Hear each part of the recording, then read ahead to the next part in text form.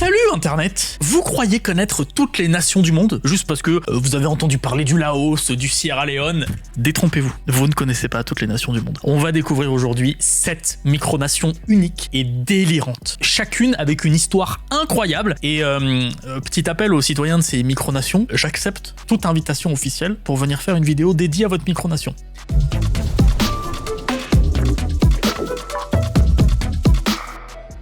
Les Québécois, il faut que je commence avec vous. J'adore votre pays, je vous adore vous. Vous êtes un peuple extraordinaire. Donc c'est vrai que je m'intéresse souvent à ce qu'on trouve par chez vous. Et naturellement, je me suis intéressé à la monarchie municipale de Lens-Saint-Jean, qui a été éphémère. Elle n'a duré que 3 ans, entre 1997 et 2000. Alors, Lens-Saint-Jean déjà, c'est techniquement une municipalité de village. Je comprends pas grand-chose au découpage administratif québécois. J'imagine que c'est l'équivalent d'une commune en France. Au début des années 90, cette municipalité s'est associée avec l'artiste Denis Tremblay pour créer une œuvre d'art monumentale. La tête de Saint-Jean-Baptiste à flanc de montagne. Pourquoi pas? Sauf que Lens-Saint-Jean, c'est pas Montréal niveau budget. Et Denis, il veut que ça claque. Alors, il a réfléchi à un moyen de générer de l'argent. Et il est donc devenu roi sous le nom de l'illustre inconnu, roi de sa micronation. Il a créé toute cette histoire de micronation pour vendre des parcelles de terrain correspondant à son œuvre. Moyennant un don de 500 à 1000 $, n'importe qui pouvait aider et obtenir en plus un titre de noblesse. Une performance artistique unique qui, malheureusement, n'a pas eu le succès escompté et Denis a abdiqué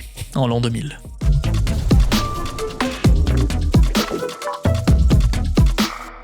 Direction la France. Et oui, nous aussi on pèse dans l'univers des micronations. La dernière fois, je vous avais parlé de la principauté d'Aigues-Mortes et avec Margot, on avait même reçu une invitation officielle pour leur rendre visite. Et malheureusement, ça n'a pas pu se faire. Mais cette fois-ci, direction l'est du pays, à environ 500 mètres de la frontière avec la Suisse, dans la commune de Montbenoît, pour vous parler certainement d'une des micronations les plus connues. En 1947, le propriétaire de l'hôtel de l'abbaye discute avec le préfet du Doubs qui est de passage à l'époque. Les deux se marrent, l'un sort une blague, l'autre le prend au pied de la lettre. La République du Sauget est née et le propriétaire de l'hôtel se déclare président. À sa mort, sa femme prend le pouvoir, puis leur fille, et enfin en 2022, l'ancien Premier ministre est élu président. Je vous ai parlé de la commune de Montbenoît, mais ce n'est que la capitale. La République compte en fait 11 communes. C'est gigantesque. Là-bas, la langue officielle, c'est le parler sauget, un patois propre à la région du Sauget, que l'on retrouve d'ailleurs dans l'hymne officiel du pays. En plus d'un drapeau et d'un blason, la République possède une douane, un billet de banque, un timbre et aussi un autocollant pour plaque d'immatriculation. D'ailleurs, excusez-moi, j'ai pas insisté dessus, mais vous vous rendez compte, 1947. C'est clairement la plus ancienne de cette vidéo. Et en fouillant un peu,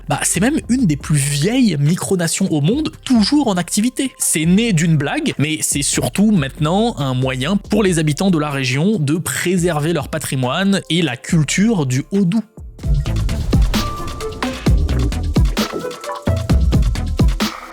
La Tchéquie s'est coincée juste là, entre l'Allemagne, la Pologne, la Slovaquie et l'Autriche. À l'est du pays, on trouve la région de la Valachie morave. Et c'est sur ces terres que le royaume de Valachie a été autoproclamé. Vous allez voir, on est sur l'exemple parfait d'une micronation qui s'est un peu trop prise au sérieux. L'histoire commence pourtant bien. En 1997, cet écrivain veut rendre la région plus attractive et imagine donc ce royaume, et ça marche. Les touristes affluent, le royaume prospère, il se dote d'un drapeau, d'un passeport, d'une monnaie, d'une limousine de fonction pour son roi. Non, vraiment, tout se passe bien, tout est cool, jusqu'au jour où le roi commence un peu à déconner. Il prend la grosse tête et il prend surtout la tête du fondateur. Il lui réclame 1 million de couronnes tchèques pour tout le boulot qu'il fait en tant que roi. 40 000 balles quand même, tranquille. Pour le calmer, le fondateur du royaume lui rappelle que frérot, c'est une micronation, c'est pour de faux tout ça. D'ailleurs, je vais même organiser un coup d'état. Il a installé une chanteuse folklorique sur le trône. Le roi lui a dit « Je m'en fous, c'est moi le roi, c'est pas elle ». On est d'accord, niveau école primaire pour l'instant, mais pas pour longtemps, parce que toute l'histoire s'est réglée devant un tribunal. Un vrai tribunal, pas un tribunal de micronation. Tribunal qui a donné raison au fondateur. Allez hop, ça dégage le roi qui volait 1 million de couronnes en plus de la sienne. Et sinon, à ce que je vois, le royaume est toujours en place en 2024. Et son actualité est brûlante. Au moment où je tourne cette vidéo, c'est ambiance fabrique de pain. Je peux pas rester sérieux, c'est pas possible avec cette vidéo.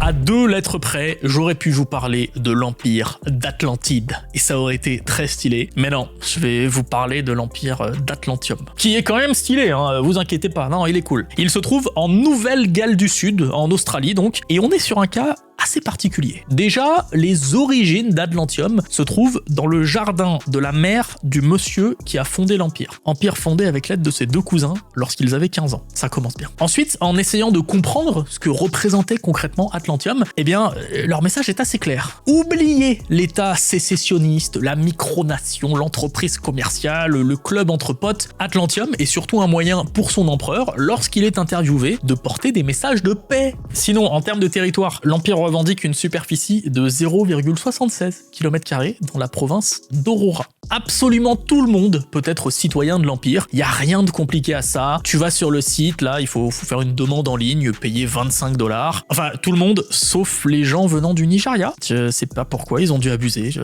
comprends pas. Atlantium compte ainsi 1200 citoyens dans plus de 200 pays, à coût de 25 $ à chaque fois, 1200 x 25, je retiens 4. Ouais, ça lui fait un sacré pactole hein, à l'empereur, c'est pas mal comme business model ça. En termes de politique étrangère, il assume de ne développer aucune relation diplomatique avec les autres pays, mais avec des petites exceptions pour les échanges avec certaines micronations, dont celle de Hutt River, aussi présente en Australie et dont je vous ai parlé dans la première vidéo que j'ai fait à ce sujet. Et mention spéciale au stylo impérial, qui sert à signer des documents très sérieux, très officiels.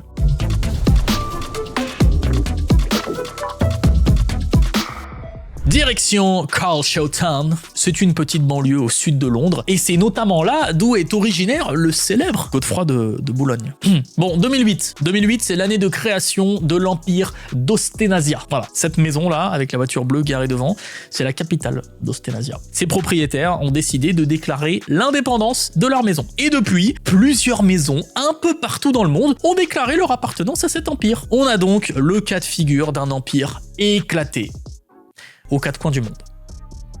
Sur leur site officiel, l'Empire recense régulièrement les territoires annexés. Les derniers en date se trouvent au Royaume-Uni et au Canada. Et parmi les lieux recensés, en plus de ceux que je viens de citer, Austenasia possède des territoires en Pologne, en Roumanie, en Algérie, en Australie, en Argentine, en Turquie et même en France. Je trouve ça plutôt cool, moi, de voir plein de gens venus de partout dans le monde jouer le jeu comme ça. 15 ans que ça dure en plus. Malheureusement, depuis fin avril 2024...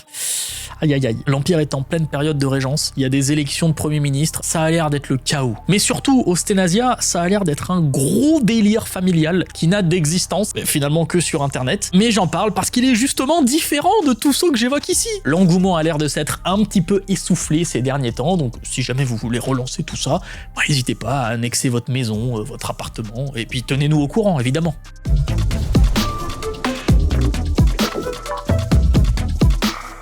Au cœur de Vilnius, la capitale de la Lituanie, collée à la vieille ville, se trouve le quartier d'Užupis. À la fin des années 90, il était en majorité occupé par des artistes, et un jour, les résidents ont décidé de proclamer la République d'Užupis. Maintenant que j'y pense, ça ressemble beaucoup au quartier de Christiania à Copenhague, qui avait fait quelque chose de similaire. Bon, en tout cas, Užupis, elle s'est dotée d'une monnaie, d'un blason, d'une armée, d'un passeport, d'un journal, et surtout d'un drapeau avec un trou qui change de couleur selon les saisons. Non mais est-ce que c'est pas une idée incroyable, les gars? Rouge en automne, bleu en hiver, vert au printemps et jaune en été. C'est hyper smart. Voilà. Comme ça, si jamais t'as un petit doute de à quelle saison tu te trouves, hop, tu regardes le drapeau, ah c'est bon, il est jaune, on est bien en été, je peux sortir en short. C'est trop pratique. La République a aussi une constitution avec une version en français. Alors, on y apprend que, outre le fait que l'homme a le droit d'aimer, de se taire et de pleurer, ou d'aimer son chat ou son chien, le chien a le droit d'être un chien et le chat peut ne pas aimer son maître. Il existe même une version de la Constitution en latin qui a été bénie par le pape lui-même lors d'une visite en Lituanie. D'ailleurs, parmi les quelques citoyens d'honneur de la République, on trouve le Dalai Lama qui y est déjà allé. Mon rêve, je vais créer une micronation juste pour que le Dalai Lama vienne me voir. Incroyable ça. Bon, et si vous décidez d'y aller, sachez que si vous voyez des gens réunis devant la colonne de l'ange d'Užupis, qui est le monument emblématique de la République, ou si vous voyez des gars faire rouler des espèces de gros œufs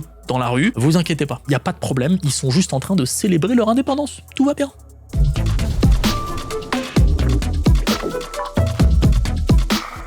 Le rugby a provoqué la création d'une micronation. Non mais je sais, c'est fou, mais c'est vrai. Et puisqu'on parle de rugby, évidemment, notre histoire se passe en Nouvelle-Zélande, forcément. Direction donc le sud-ouest de l'île Nord, dans la petite commune de Whangamomona. Enfin, je devrais dire le pays de Whangamomona. Depuis 1989, ce territoire a pris son indépendance à cause, je vous l'ai dit, du rugby. En fait, c'est tout simple, c'est juste une guerre de supporters. À l'époque, la commune appartenait à la région de Taranaki et soutenait l'équipe des Taranaki Bulls. Et les habitants détestaient les Manawatu Turbo, l'équipe de la région voisine. Sauf qu'à la fin des années 80, le gouvernement a voulu en gros redessiner les frontières des régions et la commune de Whangamomona, elle s'est retrouvée assimilée chez les méchants. Non mais c'est quoi cette histoire? Non mais tu t'imagines un petit peu? C'est comme si d'un seul coup, Marseille devient Paris. Dans quel monde c'est acceptable ça? Donc le 1er novembre 1989, les habitants de Whangamomona ont fait la seule chose qu'ils pouvaient faire. Ils se sont rendus dans l'hôtel de ville et ont proclamé leur indépendance. Bon, je me suis promené un petit peu sur Google Maps, c'est pas mal sinueux, c'est beau, ok. Il y a même un hôtel Home of the Republic. Mais il y a pas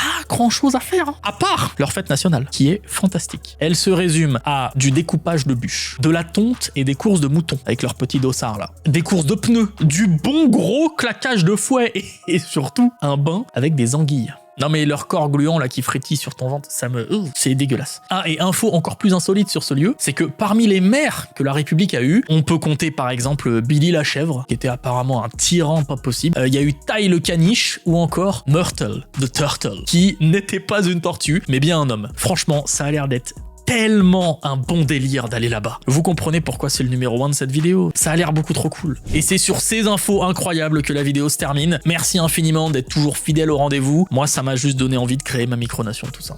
Je vais y réfléchir un petit peu. N'hésitez pas à laisser un commentaire ou juste à aimer la vidéo. Ça soutient la chaîne, ça fait plaisir à l'équipe. Si vous êtes en vacances, au travail, peu importe les gars, profitez bien de votre semaine. Amusez-vous bien, c'est l'été. Sortez, allez bronzer un petit peu.